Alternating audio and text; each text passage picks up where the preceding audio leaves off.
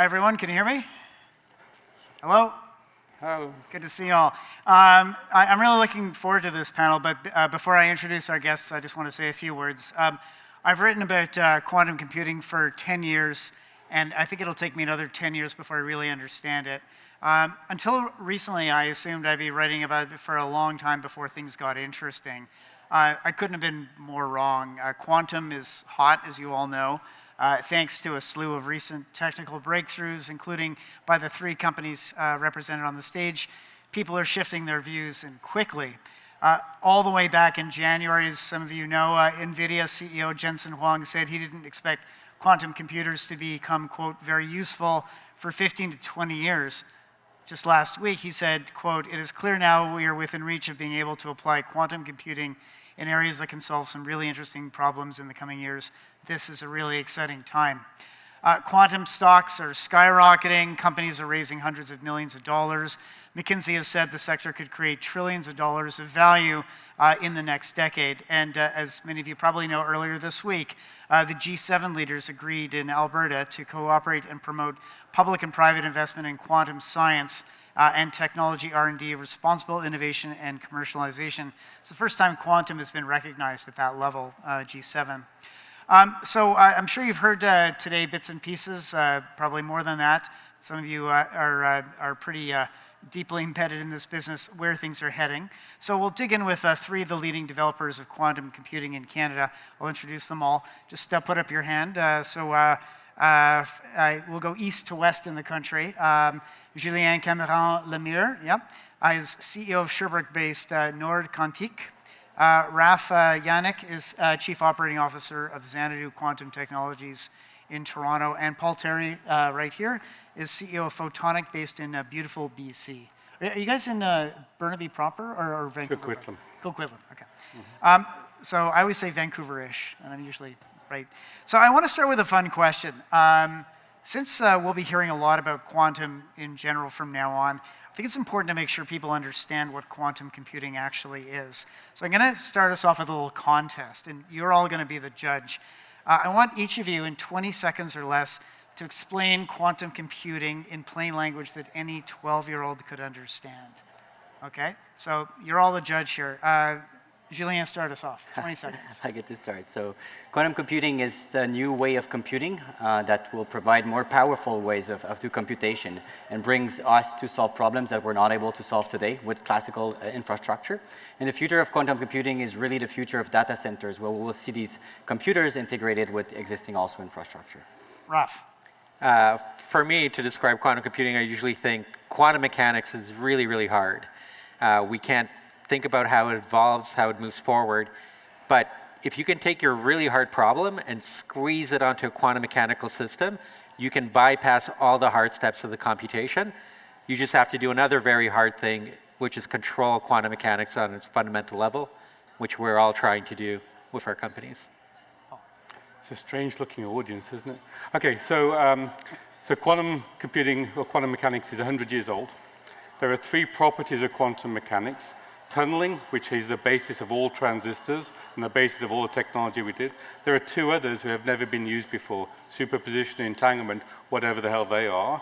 It's those two that have become enabled in quantum computing, and so to enable essentially the next generation, a big pivot point in the amount of computation we can do as a generation.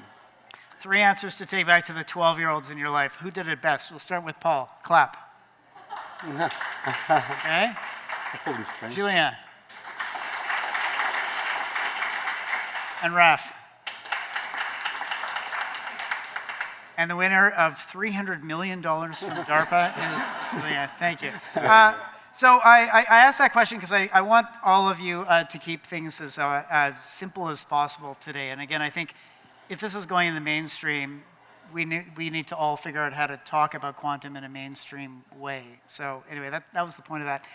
Raf, how long do you think it'll take until quantum computers are powerful enough to deliver on their long-standing promise of vastly outperforming the world's most powerful supercomputers?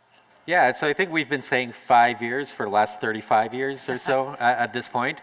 But there has been a real change since about 2020, which is for the first time ever we've seen companies not only talk about vague timelines, but actually start presenting what are the major milestones technically they need to overcome to bring that utility scale quantum computer, and to actually identify when they believe they will begin to start doing that. There's a couple different metrics. There's companies like IBM that have published public roadmaps. There's roadmaps from us, from IonQ, and all of them tend to be in that 2029 to 2033 type of timeline of bringing what I will call a utility scale quantum computer. And the best way to think about this quantum computer is the first one that will give you a real advantage that is fundamentally different than anything we can do today on a classical computer. It still will be for a limited number of applications initially. It won't be the thing that will train your large language models, but it will be the things that can generate new candidate molecules for whether it be long-range batteries or catalysts to do carbon sequestration. I believe QBI is a very similar attitude. In fact, with their program, they're targeting 2033 as that deadline for the utility scale quantum computer. Yeah, and we'll dig into the DARPA program, which is a fascinating global race, I guess. Paul, what kind of practical problems will we actually be able to solve with quantum computers? And, you know, I guess a big question is, will people be able to make money at this, and how? So the killer application for a quantum computer is chemistry, so all aspects of chemistry. So chemistry, of course, is everything we eat, everything we put on crops, all material science is all chemistry. We all did chemistry at school, and chemistry, of course, is a quantum sport. When you mix two things together, you're doing quantum mechanics. You're stripping electrons, you're making bonds. Truthfully, we can't do chemistry very well on modern supercomputers. Previous to this job, I was a CTO at Cray. I made the world's biggest supercomputers. We could not do chemistry on the world's biggest supercomputers. So chemistry is a quantum problem. You need about 400 logical qubits to make a dent into chemistry. So I imagine that we're going to collapse 1,000 years of chemistry into a couple of years in about 3 years' time. So chemistry is the killer application. If quantum does nothing more than chemistry, it'll revolutionize the world. What about optimization problems, things like traffic management or things for the world of finance? Right, so 400 qubits will buy you chemistry, 2,000 plus qubits buys you optimization. So the optimization and combinatorial problems are more complex. Quantum can have a go at them. Essentially, a quantum computer is basically a big matrix solver, as a supercomputer is.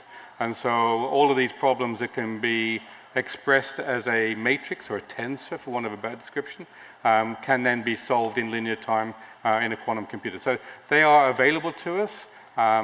They'll be longer term. Chemistry will be the short term winner of the quantum revolution. Do you all agree? Well, I was just going to say, Paul's taking my usual place of being like the pessimistic one on these types of panels, so I feel I'm going to have to go on the optimistic side, which is if we were sitting in the 1950s and talking about digital computers, we would have been talking about simulating chemistry and physics, we would have been talking about breaking codes, and we would have been talking about optimization. Nobody would have been thinking about, you know, Facebook and Tinder and those types of applications. So right. These are the things we know today, right. But I really want everybody to think about the fact that they're not the limit.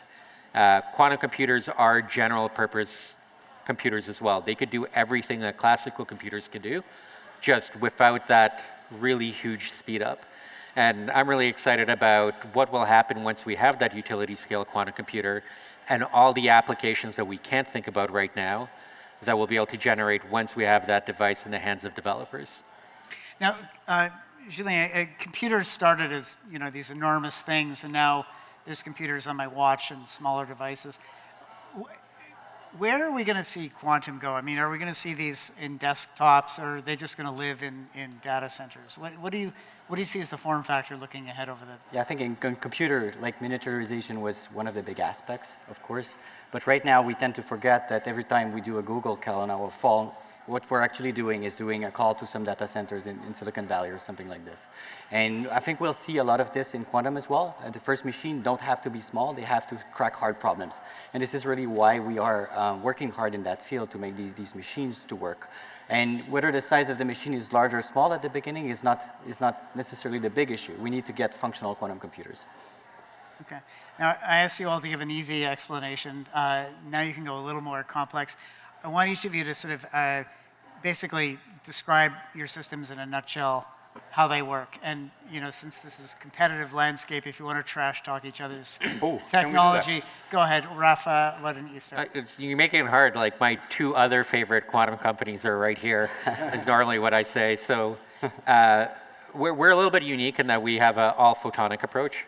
So the way that we make our qubits, the way that we do all the computation happens using light traveling through microchips, traveling through fiber optic cables.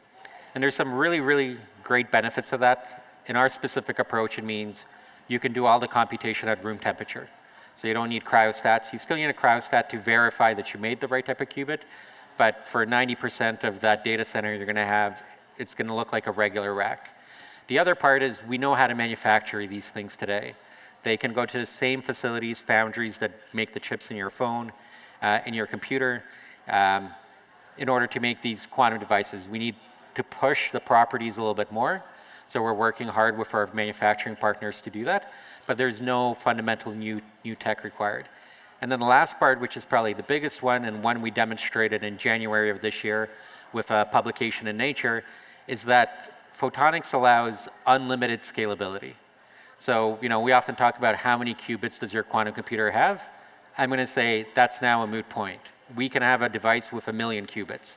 That's not the challenge. The challenge is now making them good enough and performant enough to start solving those really big problems. Our qubits are also pretty special in the photonic world compared to others. There's something called GKP qubits, but all it means is that we use many photons in our qubits, so they become error tolerant on their own, even before any error correction, and actually are the same type of qubits that Julien and Quantique use in their superconducting systems. But again, there's our microwave, ours are optical, and slightly different architectures. Julien. Yeah, so thanks to the echo on the GKP stuff. So yes, we do build superconducting devices that also using photon state of light to encode qubits. That's the way the technology is done. What is special about our qubit is that we can actually carry quantum error correction on each of these qubits. Why does this matter? Is that one of the reasons that, like, one of the big success of the industry up to now has been to demonstrate that we can actually go from small systems with a couple of qubits to systems that have hundreds and now thousands of qubits.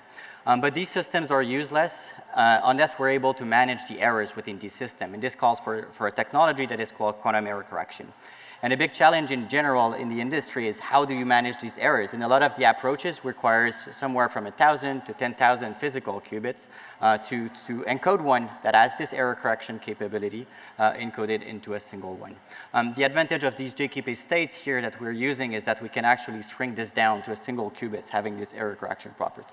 So at the end of the day, it's also a simpler system that shrinks down the size of the system and doesn't require also for a network technology to work at scale. Does anybody know where the transistor was invented? Anybody know? Here in Montreal in 1926, right? So, and it wasn't actually sort of put into practice until 1950. What we've done is created if you like, a replacement for a transistor. So we actually have something called a T-center, which is a lot smaller than a transistor, that you put on a silicon chip. And that object has an electron in it, and it has the spin. And as you excite that electron, it goes up and down an energy level and issues photons as it goes up and down energy levels. Those photons are telecom photons, which means you can put them through the telecom network, and then when you get two of them that interfere with each other, they project entanglement to the spins of essentially the T-centers or the transistors they left behind. What that means is you can have an arbitrary scale, telecom-based, data center-based, silicon-based, quantum computer, and there's no limit to the scale. And that idea means that you don't suffer from any quantum noise because these things are at the end of a network, if you like. And that idea won the Nobel Prize for Physics in 2022. And so now having non-proximity-based, entanglement-based mechanisms gives you the next generation of quantum. And entanglement is the currency of the next generation of quantum computers. Okay. By the way, a reminder, we'll have some time for questions, so just use the Slido app if you want to send one or two in.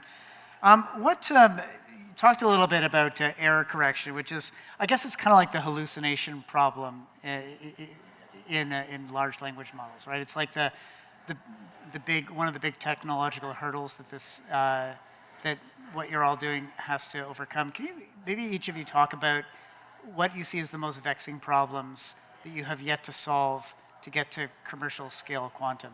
Paul, why don't you start? Vexing in error correction. Error correction isn't a vexing problem, that's a solved problem. Okay. Essentially, quantum bits are natural things, so they decay. So what you need is lots of quantum bits, and then anybody who remembers erasure codes back in the day, if you have enough of these things, you can get them to self-correct. And so the error correction schemes are basically ways that you can correct essentially quantum devices so that you can have 100% uptime with your qubits. So a big change in the last 3 or 4 years has been the creation of error correction codes that enables that to happen. So that's now a door that you walk through. It turns out that if you have an arbitrary topology to your quantum computer, which means you can create cubes, hypercubes, toroids, which is, by the way, how supercomputers work. If you can do that, then your ratio of physical to logical qubits changes dramatically. It used to be the case that you'd need thousands of physical qubits to make a logical qubit. Now you need 10. So we've gone a long way in the last 3 years on solving that problem. That problem now is, in my opinion, a solved problem. Julien? Yeah, so on the 10 aspects, so we can do error correction on a single qubit, and this is really the approach that we're taking at Quantique. I think one of the challenges is also like keeping the scale as we scale and making sure that on the trade-off side also, like there's two things we're usually paying off as we are doing error correction. One is scale, so how many qubits do you need to encode your qubit? And the other one is clock rate. Are you slowing down your computer by doing these things? And keeping those two things in check, making sure that at the end of the day, the system you would run your algorithm on with error correction embedded in it is actually running at a speed that is interesting for end users, that will deliver value in a timely manner for end users. And a system like solid state based, like what we're developing at Quantique, has these both advantage, like making the resources smaller for error correction, but also keeping the clock rate in check as well. And what's the biggest challenge on your roadmap? Yeah, I mean, first of all, like, I made the joke, and it wasn't a joke, that these are my 2 other favorite quantum companies. And it's really because of what Julien just mentioned. It's when you start talking about that trade-off between speed and quality, the 3 approaches here that you see on stage are actually the best candidates to get you to what we really need for a real algorithm that has a business value. And if you think about that, we're really talking about that 400, 500 logical qubits, but 1 billion steps in that computation. And when we talk about an error rate, means that you need to be able to perform 1 billion steps without a single one of them going wrong. And if one of them goes wrong, what error correction actually does is able to detect it and then update the calculation for the next step in order to be able to deal with that error moving forward. So Julien's company does this by actually doing it on the qubit level. We're able to do some portion of that. The more broader error correction does it by using multiple qubits together to, in a very simplistic way, take a vote on what was the correct step that should have been accomplished. And we do that as well. But our noise, our source of errors in our quantum computer, is literally light being scattered or absorbed as it travels through our chips and through fiber optic cables. And everything right now that is keeping us away from having that utility scale quantum computer today is just continuing to improve the manufacturing process to make better quality chips to push that down. Give you just an idea of numbers, we're about a factor of 10 away from being there. Over the last 18 months, we've improved by a factor of about 24 to 28 times, depending on what exact that component is. So we're aggressively pushing towards that, as are other companies, to actually get below that threshold and be able to deliver on that use case. So you're at the bleeding edge of technology. What would you say to someone in this room who maybe works for a corporation or as an investor, a generalist who's listening to all this and go, wow, that sounds kind of theoretical. Seems like these are still science projects to some extent. At what point do these people in the room need to actually start paying attention, come up with strategies and figure out how to either save money using quantum computers or make money using them or by investing in them? Yeah, to me, that's the wrong question. It's not about saving money or making money. It's about understanding that the transformational impact that quantum computers are going to bring are going to fundamentally disrupt the industry that you're working in. So, it's great that you're thinking about, hey, can this be a 10% advantage? But you should be thinking, will I be in business when a quantum computer comes online? And will I have access to quantum computing, both hardware resources, but also the algorithms and the software and the talent within my company? So we push actually the risk teams within large corporations to look at this. Investments today are very cheap to make, not even, investing in a company, but in starting to build the talent and the knowledge. And they can de-risk very fundamental shifts that are going to happen down the line. We work with companies like Toyota, Volkswagen, Mitsubishi on specifically these types of areas. And if you're an investor, I'm just going to say, cut each of these companies a $200 million check, and you'll be in the right spot.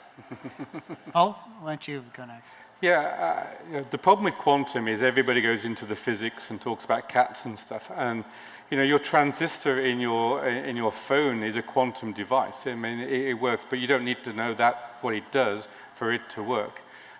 Truth is that quantum computers will go into service in the next 3 years. And so when they're in service, they'll be accessible. You have to buy one. You can access it on the net, and it gives certain applications dramatic speed-ups and changes. So the real question then is, are you in a position to take advantage of those speed-up and changes as and when it comes? And that's all about, it's more about understanding algorithms and what your use cases are than it is to understand how the actual quantum computers themselves work. Because they will work and they will just give you a service level agreement in the same way as you buy any service on the web today. Julien? Yeah. I think it's been covered pretty well, so. So we're in the middle of a global tech race. Some would argue rivaled only by generative AI. It's global. Canada's well represented. The three of you are, we wrote about this in the Globe and Mail a couple months ago. DARPA has this competition called the Quantum Benchmarking Initiative. Yeah. I think 20 groups made it through to the first stage. Three out of the 20 are Canadian, and there's a fourth group that has, I think, 1 qubit in it. That's pretty impressive. I was wondering if you could explain this program a little bit. It's so interesting. When I talked to the program manager at DARPA, which is, is the agency that helped fund the internet and GPS and lots of other breakthrough technologies, he said, I'm a quantum skeptic. And he didn't believe that we would see an at-scale quantum computer anytime soon. But he said, I'm willing to be proven wrong and commit some serious dollars if anyone can show me up. And so those of you who get to the finish line can make $316 million USD, which is basically matching funds for venture capital. And some would argue that if you make it all the way, DARPA is basically picking you as the winner, which is, kind of like getting to wear the Microsoft crown or something. Raf, tell us a little bit about what's involved in the process. So you've gotten to, how did you get to the first stage? And what happens next? What's the timeline for that? Yeah, there's actually great public information available. DARPA put out some great videos explaining the program, but one, I would challenge Joe whether he actually believes that he's a skeptic or not. He likes to say that. Yeah. But they are starting from a position of they want to prove 3 things. One, that no matter which technology or company they're looking at, fundamentally the technology can deliver a utility scale quantum computer. And what utility scale is, again, a little bit fuzzy depending on the approach, but usually we're talking that several hundred logical qubits, so these good, perfect qubits that can operate a billion gates. Number 2 is, can you identify anything that is actually commercially valuable to run on that quantum computer? And this is a pretty big problem. We have a handful of algorithms that we know how to run on a quantum computer. They map onto maybe 20 or 30 problems that are well-defined, that are worth millions to billions of dollars. But it's a very hard grind to continue finding more and more applications. And the last one, which is maybe actually really difficult as well, is can you build that quantum computer for a reasonable amount of money? You know, maybe you have one qubit that is fantastic, but it costs you $1 million to manufacture. Can you actually scale that out? And the team that is doing this work now, you mentioned there's 20 companies. There's 500 people doing technical due diligence on those companies. So each company has a dedicated team that is learning through very intimate meetings, through very intimate evaluation of, I would say, all their internal documents, architectural diagrams and data, how far they're along the map, and what is the potential to actually get to that point. And in this initial phase, it's really about putting together a plan. In the second phase, the idea is that you're taking that plan and really proving that you can deliver on that universal fault-tolerant quantum computer. And the last phase, it's not yet to actually build that quantum computer, but it's to deliver test articles.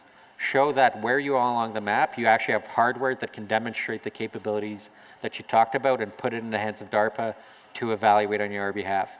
And then after that, it's a much bigger investment to actually bring that universal utility scale quantum computer online. Julien, to what extent has this completely set the timeline for this entire industry? And how much buzz would you say this has brought in? Are all the companies now working to is 8 years now this sort of set, established, understood timeline? And has DARPA essentially defined this space for all of you? So what DARPA is looking into this program is, as was mentioned earlier, so the program manager don't believe that it is possible to deliver a utility scale quantum computer before 2033. Now, if you look at companies' roadmaps today, including what we're building, we think we can deliver value before this. Maybe it is not the application that DARPA is looking into, so they have their specific set of applications that they're looking for to be run on these computers by 2033. But we believe we can do something before this, and this 2029 timeline is basically what we're looking into right now. But I think what it's showing is that there's a point in time where an independent entity is recognizing that quantum is happening now and that we should be looking at it industry-wide across modality and look at the value it will be delivering across these 8 years. Okay.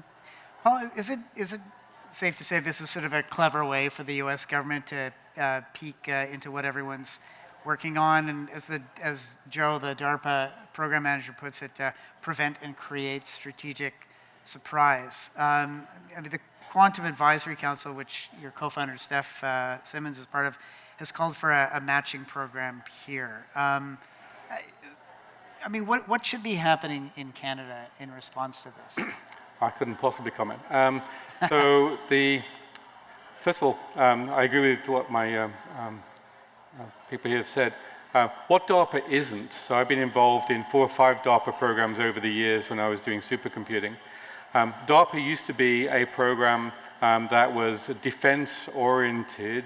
It was in the national interests of the defense of the US to do this. This is not what this particular program is. So this is very different and novel from the perspective of DARPA wants to see commercial-scale quantum computers that can be deployed commercially. So that's the first very, very different change. It's matching funding, not grants, and so they will only fund companies that actually have a commercial bent to them. They're not funding research.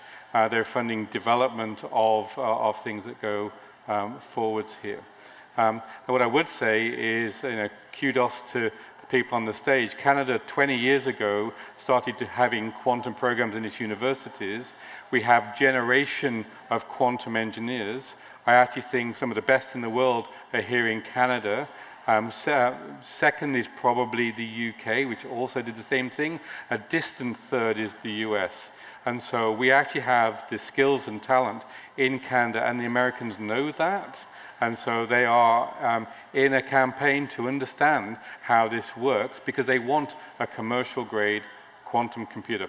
So now they did this as a test drive 2 years earlier So this isn't new. They did a test drive for 2 years, and then they restarted it, knowing what they wanted. And in the test drive, there was no limit to the cost of a quantum computer. Just give me something that worked. What they learned in the test drive is, hey, it has to be utility scale, meaning that the cost benefit has to be commercially viable. So this is a defining point in the world of computing where DARPA is very focused. And I think we've gone through 20,000 pages of detailed text with them in the last 6 weeks. I mean, they are, if anybody's in a PhD and you have a supervisor going through every sentence of every document every day, that's what it's like as they challenge you on everything. And what I would say is they are learning a lot, especially from the Canadians. The things that they thought were true, they're finding out are not true. They're finding out that it's more practical than they thought, and as such are changing their views on what the future is going to be. Just a reminder, we'll take questions in a couple of minutes. That feeds into, I guess, my next question, which is, you know, we like to pat ourselves on the back here in Canada. I think we have the first quantum strategy anywhere.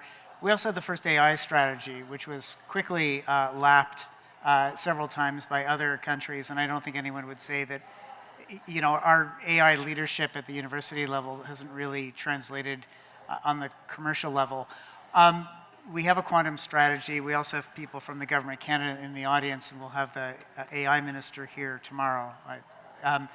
What's your message about, great, we have the first quantum strategy, here's what we've seen, here's what we need next. What do you think is on the industries or your own specific shopping list, as it were, for what you'd like to see out of government to help ensure that Canada stays at the forefront of quantum technology, quantum computing technology?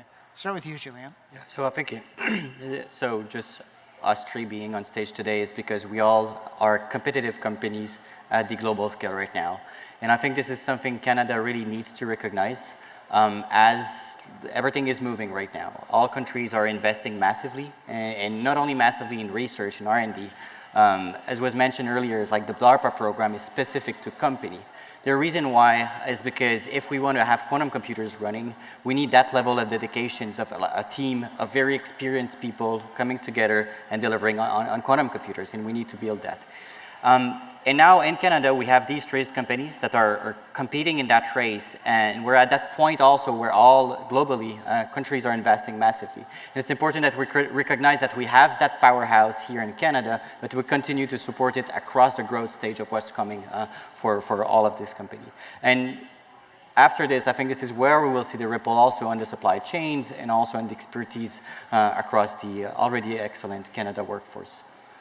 Okay. Raf? I mean, we've been here so many times, right? I imagine this conversation has been happening since the 50s with the Avro all the way to the AI strategy. And I'd say the AI strategy was very successful at commercializing AI.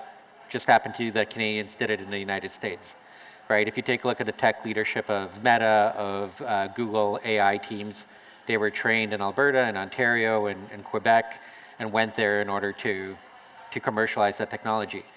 We're sitting in that same exact spot right now with quantum, that if we do not do something sizable, something directed, strategic, in 5 to 10 years, we will be spending 10 times the amount in order to buy quantum compute capacity back from the United States that was built by Canadians that were trained in Canada. I do feel that with the messaging of the government right now, there does seem to be a real motivation to have a nation-building project around quantum. I think it has all of us very excited. A lot of people from academia are very excited as well. But we have to do the un-Canadian thing and actually pick a strategic direction instead of taking a complete peanut butter approach, and I know that term is very misused, but of funding everything through existing programs. We need something different, something fresh. That old strategy hasn't worked for AI. It did not work for, I would say, the first quantum strategy, and now we have a really big opportunity to actually industrialize these technologies, and we shouldn't waste it. Paul, what do you want to see? Yeah, so the transistor was first patented in Canada. We invented frame relay and ATM here. We invented supercomputers here, by the way, because I was involved in it. I was in the room in Canada when we invented IP networking, and this is no longer a Canadian thing. Now we're seeing probably the biggest pivot point in my career. I've been doing this 40 years now, where the benefits of this quantum revolution is going to be dramatic. And my plea would be, let's not lose it here. There's only 4,000 quantum engineers in the world, right? And many of them are here. And so if you want to keep them here, then we need to fuel the animal that's within and take control over the advantages that we're going to get. And that's just from the hardware point of view. There's going to be a Silicon Valley moment here where the offshoots, the people writing programs that are running on these quantum computers that are doing drug discovery and material science and catalyst mechanisms, they're going to be also companies that form around the advantage we have in the quantum hardware. So we need to decide that we actually want to win that and then commit to it. It's like, I think of this as like our Canada's insulin problem. You know, if you go to the Mars building in downtown Toronto, there's this nice cabinet that says, you know, insulin, Canada's gift to the world. And every time I see that, I think, no, it was actually the gift to the economies of Denmark and the United States, which are home to the world's two largest pharma companies, both of which have, guess what, anchor businesses in insulin and other metabolic diseases that come from 100 years of selling this stuff. Right. And we just got to do that a little bit. We do too much of that, you know? We invented it. We have books about great Canadian inventions. And yeah, I don't know. I feel like I've been asking the same question for 10 years on panels, getting 10 years of the same answers. Hopefully, you know, early enough in quantum that we'll, you know, and there seems to be a renewed recognition at the highest levels of Canada that maybe this time will be different, but every time people say that, right? There is a different buzz right now than I've definitely experienced. What I would say is the timelines are very short. You know, the first QBI phase comes to an end in September. So, I mean, I think my other message to government would be just please move incredibly quickly. Like, unlike anything that has happened before, because in a year and a half, it'll be too late. So I'm going to ask a few questions here. Play jump ball, whoever wants to answer it, jump in. I like the second one. This is spicy. So why participate in the DARPA program if it educates the US to leapfrog our tech? It sounds like a sellout, and if I'm the government, I would end your funding. Who wants to take that one? Sure. I mean, I can take that one. Fundamentally, to date, there hasn't existed a better due diligence team than what QBI is offering. Right. We definitely have the talent in Canada to build that team, but we have not done that. So if you want your technology independently validated by experts, you're going to go through the QBI program. And right now, it's very difficult for venture capital, which is the main way that all our teams are funded, to actually properly evaluate which company is ahead. You know, we used qubit counts originally. They're fairly worthless. We started using coherence times. They don't mean as much as they used to. Now we need something else, and people are talking about what's the minimal risk to get to that fault-tolerant utility-scale quantum computer. And if we had that capacity in Canada to do that, that'd be great. The other one, just very bluntly and honestly, is access to capital. Most of us are heavily funded by US venture capitalists. We don't have that growth stage capital in Canada that is available to deep tech companies, meaning that we do have to play in these larger markets. We would love to take all Canadian capital at Xanadu. I'm sure similar ideas at Quantique and Photonic, but we need something to change in Canada. And we can definitely do it. 8 of the top 25 funds in the world are Canadian. And we just can't convince them to take riskier bets in Canada for some strange reason. Will one technology win, or will they breed different types of quantum computers in the future? Is this a winner-take-all, or do you think there will be multiple types? Yeah, I think I think what we're seeing right now is, at least in the DARPA perspective, so they're believing in a lot of companies, believing in a lot of technology. And as I think also as we'll see this technology progress, especially in the mid stage, where we have a couple of hundreds of qubits, there will be application that runs better on some certain machines. So in that like sort of 8 years program, for example, it's not a winner take all. So there's opportunity to be grasped from different modalities. We've heard a lot about intellectual property over the last decade or so. What is the role of IP in Canada in not missing this opportunity? What are we doing well, or what do we need to do differently? I would assume with American big foreign investors and the experience you all have, that IP is, I would assume that you're playing at a level. IP, patents, know-how, and trademarks are unbelievably important. For example, we don't patent some things because we don't want people to know what they are, especially with foreign adversaries. And so there are certain countries out there that actually want to know what it is that we're doing. And so we are very, very, very careful, I mean like really careful on how we protect our IP. We've had situations where certain governments have come back and said, hey, we want to limit your IP, and we just walked away from the money. So we are unbelievably careful. So much so that if you set off the alarm in photonics, SWAT teams come, right? So not the police, but SWAT teams and helicopters come, right? So we are unbelievably paranoid about intellectual property and leakage. Anyone else want to? I mean, maybe one of the other challenges is one around supply chain. So often it's not something we necessarily think about with IP, but depending on the approach you have to work with large vendors that are around the world, meaning that you're sending your designs, your processes, and very often you're trading the IP that you're developing in order to get access to those facilities. And this is not just a challenge right now for quantum companies, but it actually represents a pretty big opportunity for Canada to start growing those supply chains domestically. You know, we have companies that can do the advanced manufacturing that we're outsourcing right now to the US in Canada. They just need some level of investment in order to upskill, retool, and do that. We can do the packaging, the heterogeneous integration of semiconductors in Canada. We train the right people, they just go to the US. But it requires a pretty substantial investment from government in order to really boost that industry.